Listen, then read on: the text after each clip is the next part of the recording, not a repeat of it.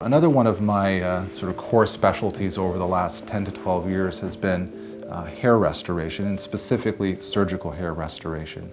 It's one of my favorite procedures because it's really safe. I mean, there's hardly any risk to it, and it's very, very effective. Essentially, 95% of the grafts that we place are going to grow. So people get great results without having to go through a lot of risk, which is a wonderful combination as a surgeon for my patients.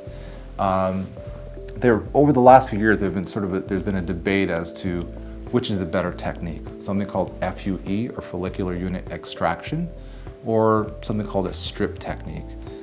You know, in the end, they're actually both very good techniques. They can both deliver great results. I use both techniques, but unfortunately, there's sometimes a lot of criticism of each by proponents of one or the other, and I don't think that's needed.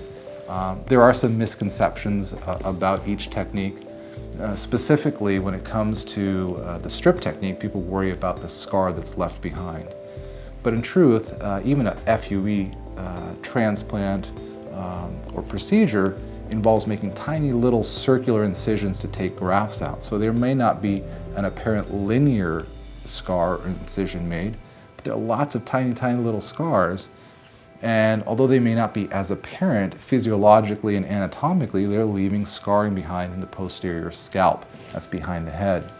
So, as great of a procedure it can be for the right patient, there are plenty of patients who I think would benefit more so from that more traditional strip technique. And if it's done well, if that incision is made well by a qualified, talented plastic surgeon, it shouldn't be visible hardly at all. I make incisions on the face all the time for eyelid rejuvenation, for facelifts, and those disappear. So certainly something hidden in the hairline is also going to disappear. And what it allows me to do is sometimes simply deliver more grafts in a given setting.